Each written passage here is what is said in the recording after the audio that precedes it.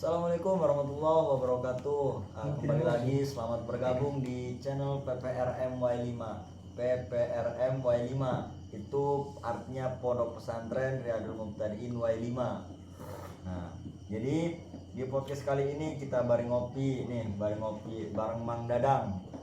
Mang Dadang, kita mau tanya-tanya sama Mang Dadang. Jadi Mang Dadang ini terkenalnya seseorang santri yang selain mondok, selain ngaji, tapi juga pintar nyari duit. Nah, penasaran? Nah, langsung aja kita tanya-tanya sama Mang Dadang. Terlebih dulu perkenalkan dulu, ya boleh? Baik, perkenalkan nama saya Dadang Saputra. Dadang Saputra. Mana-manaan Dadang Saputra. Oh, artian itu nya. Oh, Hartian. Ulah tengaran Dadang Saputranya.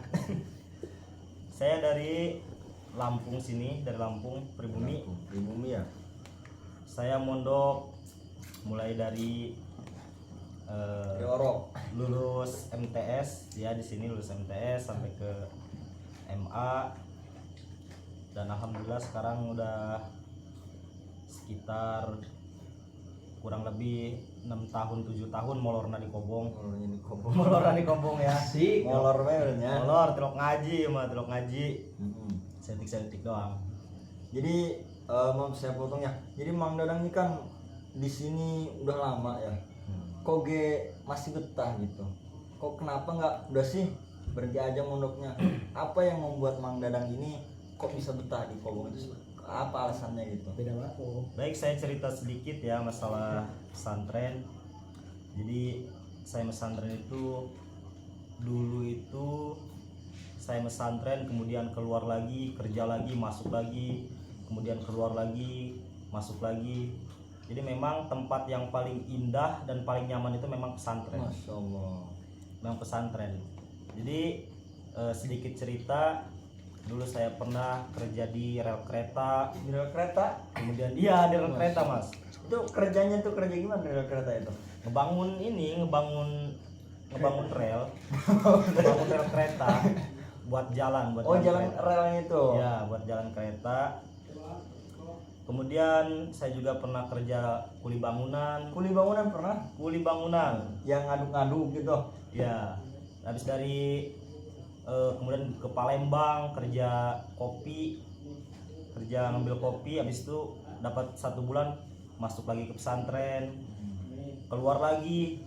Nah, di luar itu sedih, Mas. Sedih. Ya, sedih. Sedihnya kenapa itu sedih? Walaupun kita ya sedikit banyaknya adalah duit, tapi tetap rindu sama pesantren. Iya.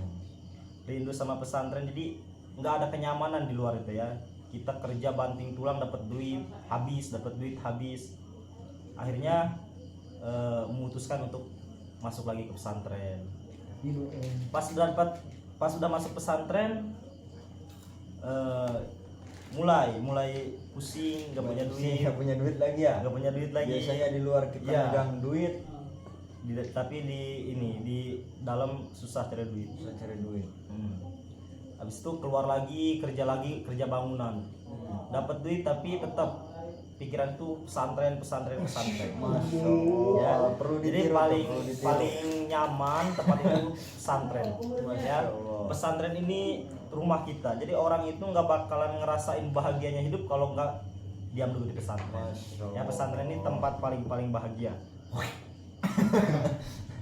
Luar biasa. Jadi intinya mah di pesantren itu udah dalam hati lah ya. Ya, pesantren. sudah mendarah daging. Sudah mendarah daging. Karena emang dari kecil di pesantren ya. Ya, dari kecil di pesantren. Nah itu kan kita kan fokus kita sekarang ini mau tanya-tanya tentang Mang Dadang, masalah katanya Mang Dadang kan di pesantren kan susah cari duit ya, sedangkan di luar kan enak cari duitnya. Nah mengatasinya tuh yang namanya di pesantren memang kita nggak kerja ya, wajar kita nggak punya duit ya. Iya. Tapi cara Mang Dadang nih untuk mendapatkan dua suap nasi atau mendapatkan uang itu gimana caranya itu?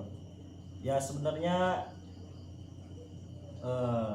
mau keluar tapi bertolak belakang sama hati kita bertolak belakang. Akhirnya ketika kita mau keluar, bagaimana caranya kita hidup di pesantren tapi ngerokok jalan, kemudian ya sedikit banyaknya kita kebeli, makan ada. Sama saya di pesantren juga kayak gitu. Kerja itu bukan kerja ya, usaha dikit-dikit buat 1.000-2.000 lah. Karena yang namanya udah Ya. gede mah kita kan malu ya kan, Iya, yang minta ke benar. orang tua itu malu. Saya cepat belajar buat tempe. Buat tempe pernah. Buat tempe, ya saya buat tempe di pesantren, kemudian saya jual ke tempat catering di dapur, kemudian saya orderin keluar. Itu dapat ilmu tempe itu, pertempean itu gimana itu kok? Emang ada pelajaran di pesantren tentang tempe? Nggak ada mas. Nggak Itu ada. saya belajar pertama otodidak. Otodidak Ya, saya belajar otodidak pertama di YouTube. tutor lah ya. Tutor. Di YouTube, kemudian beli satu sak gagal, beli 2 sak gagal. Waduh. Sampai saya ketemu sama teman saya yang dari pesantren juga, itu dia di sana di rumahnya jualan tempe juga. Oh. Jadi saya kursus sehari semalam ke rumahnya. Nah di situ saya tahu sedikit banyaknya tahu lah cara buat tempe, dan akhirnya saya terapkan di pesantren. Ternyata alhamdulillah berhasil itu tempe itu jadilah ya sedikit banyak sekarang bisa lah. Jadi Bisa dari buat hasil tempe. kursus itu tadi ya. Iya. Ini nggak asal bikin berarti tempe mah ya. Nggak bisa ya, cari ilmu kemana aja mas, yang penting Kemana mah, aja. ya cari ilmu dunia juga harus itu. Harus. Ya, Oh, benar, karena nggak benar. semua orang jadi kiai. Bener, kalau semua orang jadi kiai siapa yang jual tempe? Iyalah, perebut berkat kayak. Kena yang ngejual Oh, tempe. jual tempe kayak. Oh, benar. Terus sekarang masih jualan tempenya? Berhenti. Kenapa itu berhentinya? Berhenti, bangkrut. Kedelainya naik. Kedelai naik. Kedelai Dari naik ya? dari harga 300 per sak sekarang sudah 600 sampai 650 daerah Lampung sini. Berarti nggak kemakan lah ya? Iya. Nggak untung berarti kalau gitu mas? Nggak ada untungnya.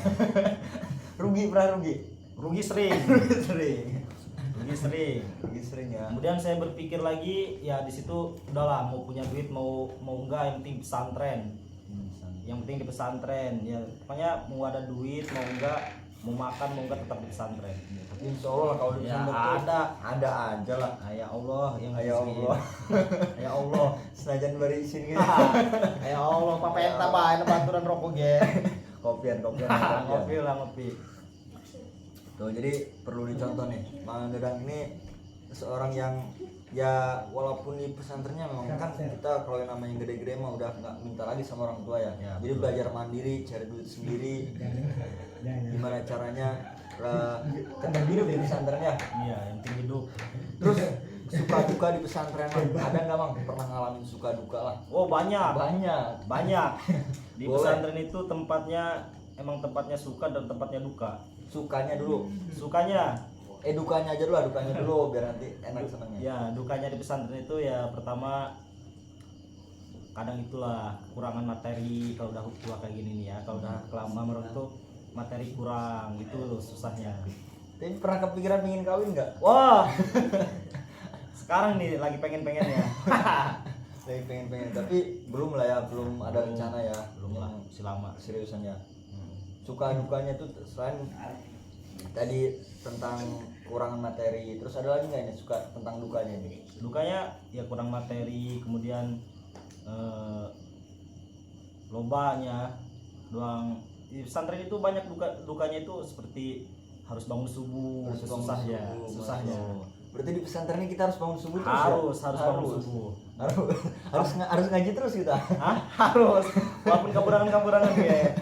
Oh, berarti memang harus disiplin ya pesantren Harus itu ya? disiplin ya, di pesantren itu harus disiplin. Pokoknya susahnya itu ya, kemudian kita menerapkan ilmu yang udah kita dapat, itu yang sulit ya di pesantren itu. Jadi kan di awal cerita tadi Mang Dadang ngomongnya di sini kan udah sebagai pengurus lah ya. Sebagai pengurus ini bagian apa di sini? Sebagai bagian apa ya? Oh, saya mah dari dulu masak mas. Bagian Ya, bagian saya masak. hobi masak, makanya badan saya gede kayak gini mas. Jadi dalam ini tugasnya apa? Permasakan. Oh, permasakan. Jadi permasakan tuh biasanya ngapain aja tuh Mang? Saya kerja di pesantren, ya di pesantren itu saya bantu-bantu masak lah. Bantu masak. Masak catering kan sekarang, kalau di sini kan catering ya kan, di sini kan catering ya. Ya. Catering, jadi di situ saya masaknya masak catering lah, bantu apa tugasnya masak catering buat anak-anak buat santriwan sama santri cowok makan siang kemudian sama makan sore. Ini kalau sekali masak nih di Riyadul Muqtadin ini nyampe berapa kilo beras tuh? Kurang lebih sekali masak itu sekitar 40 kilo. 40 kilo 40 kilo, iya 40 kilo buat satu hari. bukan satu hari, satu kali masak. Satu kali Iya, masak. iya satu hari lah, satu hari ya, satu hari. hari. Satu hari itu 40 kilo buat 200 santri. Oh, sekitar 200 Ya, sekitar ya kurang lebih 200 santri lah. kurang lebih 200. 40 kilo sampai 45 kilo. Banyak juga itu ya. Oke. Terus sekarang ini di pikiran Mang Dadang lah untuk waktu ke depan ini rencana yang mau Mang Dadang planning nih ataupun mau di bentar-bentar ini rencana terdekat nih mau ngapain nih? Rencana kedepannya ya memang satu kita yang harus diutamakan itu mendapatkan ridho guru. Masya Allah. Mendapatkan ridho guru, kemudian menjadi manfaat buat buat keluarga. Tujuan utamanya sih ya saya nggak mau ngapa-ngapain sih sebenarnya, nggak banyak tujuan saya di sini itu tetap mau netap setahun 2 tahun lagi, setahun 2 tahun 3 tahun lagi, entah sampai berapa tahun lagi lah, sampai misalkan nanti mendapatkan jodoh. Amin amin. Ya mendapatkan jodoh, Bantu doa, bantu doa. ya mendapatkan jodoh baru keluar. Kalau cita-cita dari dulu lah pasti punya lah, semua orang pasti punya cita-cita kan ya. Ya Nah, kalau boleh tahu nih cita-cita Mang Dadang dulu tuh apa? cita-cita kalau cita-cita itu banyak mas saya itu. Banyak ya. Cita-cita saya banyak mas. Wah, salah satu atau salah dua lah. Cita-cita itu pengen jadi bos. Wih, bos apa ini? Iya, saya cita-cita pengen jadi bos. Wow. Kemudian ya cita-cita itu emang harus tinggi ya. Tinggi. Harus tinggi, harus setinggi langit walaupun kita jatuh kan di antara bintang-bintang. Waduh. Kata Insinyur Soekarno kan kayak gitu ya. Gimana tadi? Hah? Boleh kasih paham lagi? Bercita-citalah setinggi langit, jika kamu jatuh maka kamu akan jatuh di antara bintang-bintang. Masya Allah. Jadi walaupun jadi cita-cita ini saya tinggi mas, pengen jadi manfaat buat orang lain, buat nusa, buat bangsa, buat negara, itu cita-citanya. Takbir. Pengen jadi dokter, pengen jadi kiai, pengen jadi ini tukang ngobatin orang. Waduh. Cita-citanya. Ya walaupun nggak kesampaian, ya setidaknya Jatuh di antara bintang-bintang. Nggak jauh lah, nggak jauh dari langit. Nggak jauh dari langit. Oke. Di antara bintang-bintang. Gini aja, ya mungkin coba kita mau terakhir nih ya, kita mau minta apa namanya kata-kata dari Mang Dadang buat kasih tahu sama santri-santri untuk memotivasi lah siapa yang nonton kali ini nih, buat santriwan-santriwati di seluruh Indonesia, penjuru dunia, langit dan bumi. Coba minta kata-kata motivasi dari Mang Dadang. Pokoknya tetap pesantren, tetap cari ilmu ya, tetap cari ilmu, jangan mikirin biaya, kemudian jangan mikirin orang tua. Walaupun bertentangan dengan orang tua, tapi hati kita pengen pesantren, lebih baik pilih pesantren. Pesantren, pokoknya pesantren, cari ilmu ya, cari ilmu, jangan mikirin saya ke depan mau apa, jangan. Pokoknya jalanin sekarang ini, kita harus belajar dan belajar. Jangan mikirin ke depan jadi apa, jadi kiai mau jadi apa, mau jadi bos, mau jadi apa. Yang penting sekarang pikirannya belajar dan belajar. Tidak ada kata selain belajar, tidak ada waktu selain belajar. Ya, jadi untuk teman-teman di sana yang di luar kurang biaya, kurang ini, kita cari jalannya di pesantren ya. Di pesantren itu banyak jalan. Jadi walaupun tidak ada biaya, kita berpikir bagaimana caranya. Andai kata tidak dapat